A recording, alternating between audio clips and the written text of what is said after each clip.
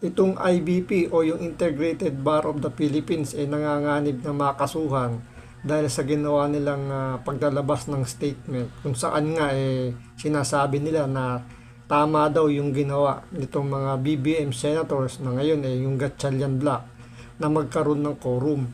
Kasi itong IBP, dapat pala to, hindi ito political.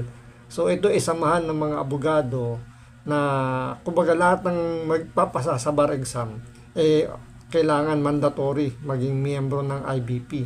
So yung inilabas nilang statement, hindi naman pala yun nangangahulugan na lahat ng abogado naniniwala sa naging statement na tama yung ginawang quorum itong BBM senators. So maraming mga abogado ang umalma dun sa ginawang paglalabas ng statement ng IBP dahil parang sinasabi nila na lahat ng abogado tama yung pananaw na mayroong nangyaring quorum nung nangyaring lumipat itong si Chis Escudero dito sa BBM senators.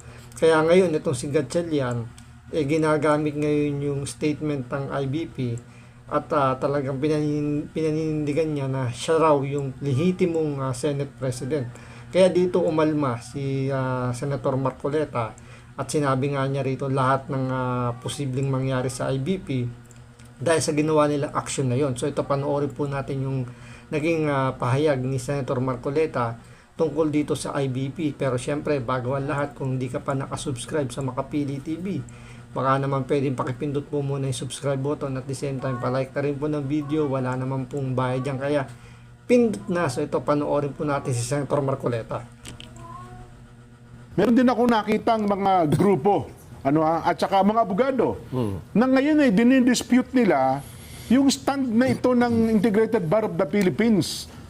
Marami yan, hindi na ako magbabanggit isa-isa, pero mga kilalang abogado rin po ito na sinasabi nilang hindi naman sila tananaw ng IBP na o kaya ng pamunuan ng IBP para lagumin ang isang sentimiento na yun nga ang pananaw ng IBP sa kabuuan ng mga abogado sa ating bansa, Sen. Tama siya kasi ako bilang kasapi ng IBP, Opo.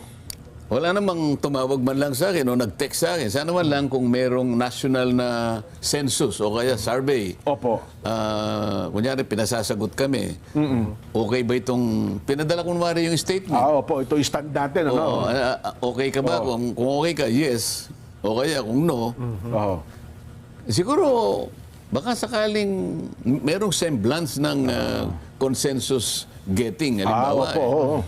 ang problema, bigla na lang lumitaw noong June 4, 2026, yung isang statement na may pamagat na official statement on what constitutes a legitimate quorum for the Senate to conduct official business. Opo. Yung statement din, Kuya Benny, ay attributed sa isang entity na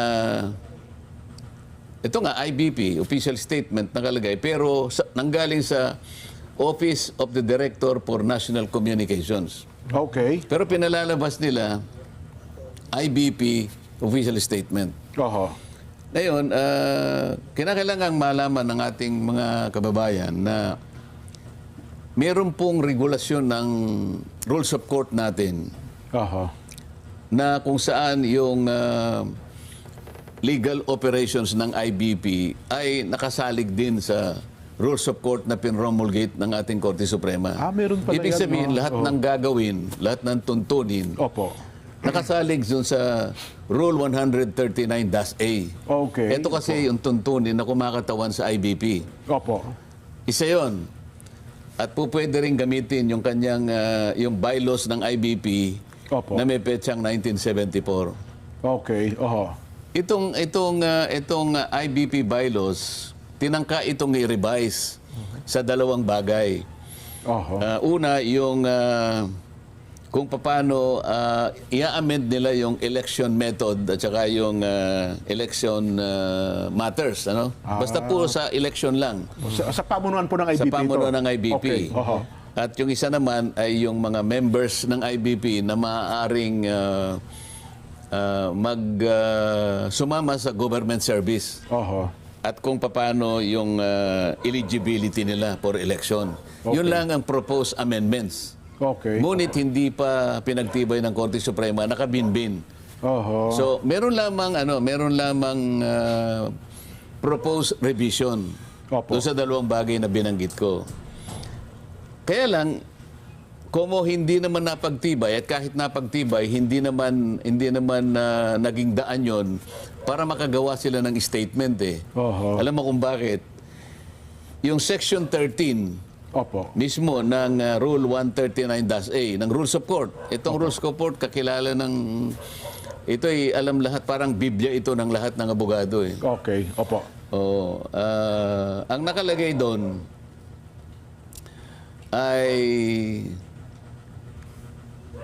the IBP, sabi niya,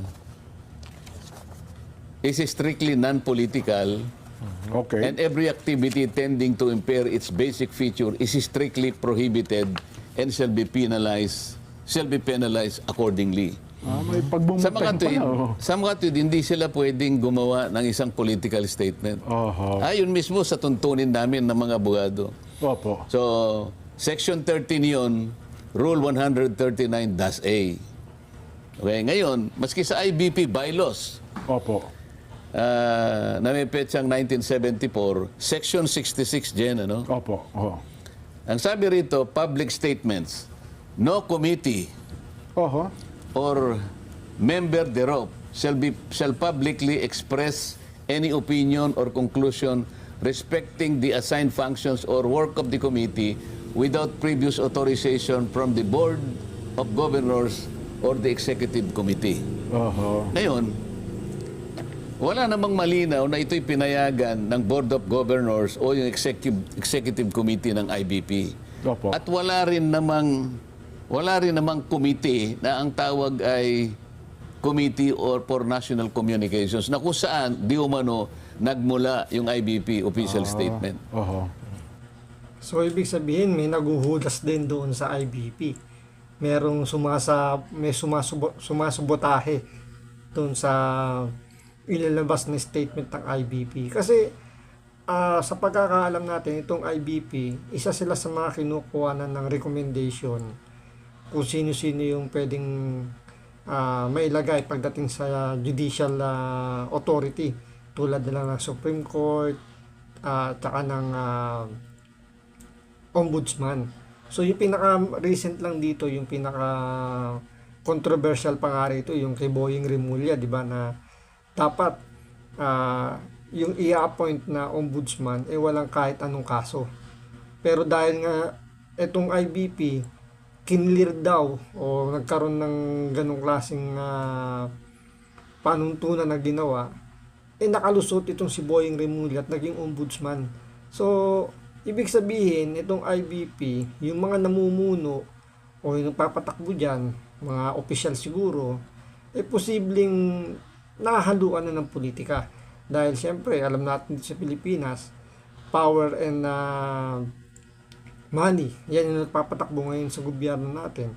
Kapag may nasuhulan dyan, merong nasilaw sa kapangyarihan at sa pera, nagiging political yan.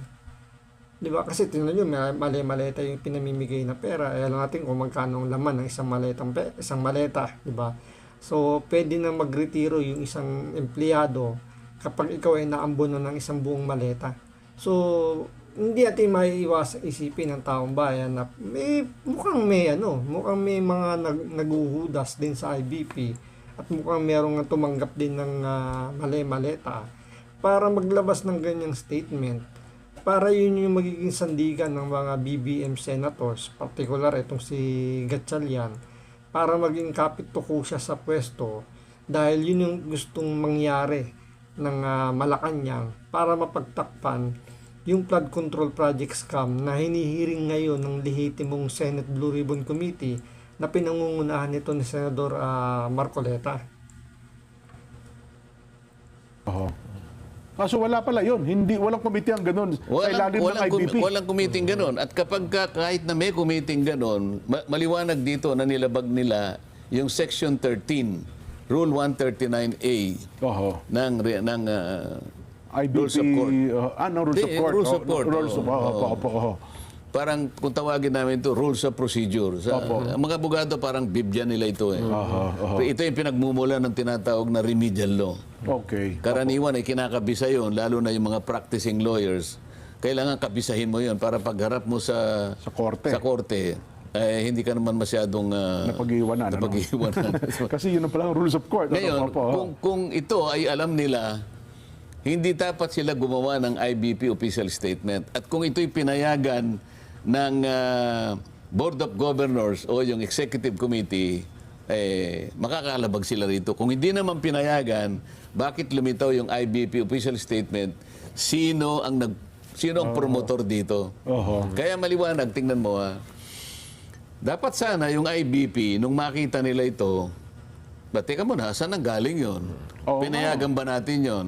Kung pinayagan, nagkamali po kayo, baka magkaroon po kayo ng problema dahil ang sinasabi rito is strictly prohibited and shall be penalized accordingly. Ibig sabihin, may kaparusahan po ito.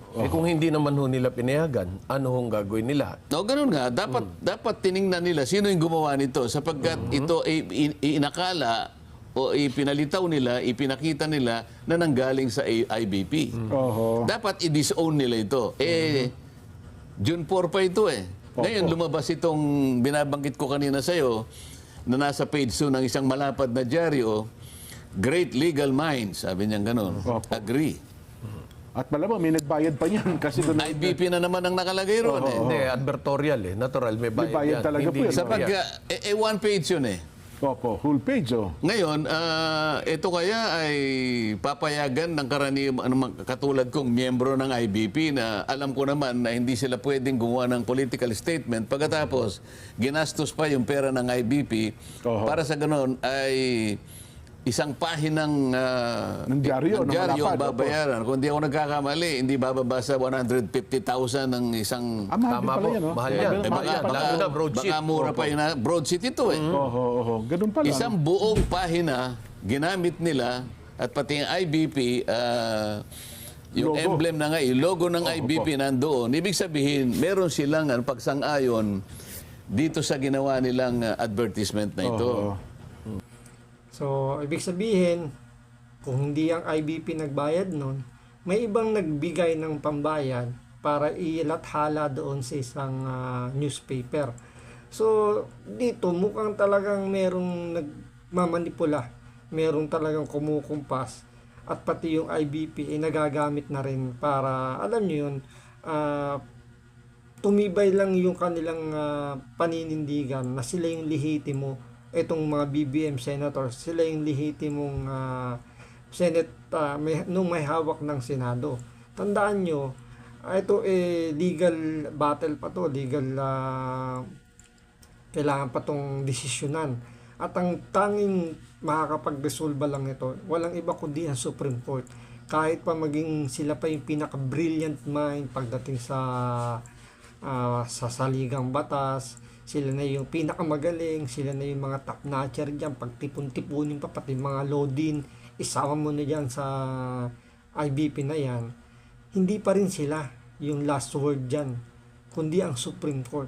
So, sa nilabas nilang statement na yan, tama lang yung sinasabi ni Senador Marcoleta na kailangan may managot din dahil nga ginamit nila yung logo ng IBP. Hindi natin alam kung talagang sinang-ayunan yan kasi sabi nga ni Marcoleta, kahit siya wala siyang nabasa o narinig na anumang salaysay or inadvertise sa kanilang mga abogado para sabihin yung statement na yun sinang-ayunan ng lahat ng abogado. So antayin natin kung anong magiging pasya rito, kung sino-sino ba yung pwedeng maging liable dito sa pagdalabas nga ng statement ng IBP at kung ito ba talaga legal na talagang nanggaling sa kanila. So abangan po natin yan. So hanggang dito lang po muna.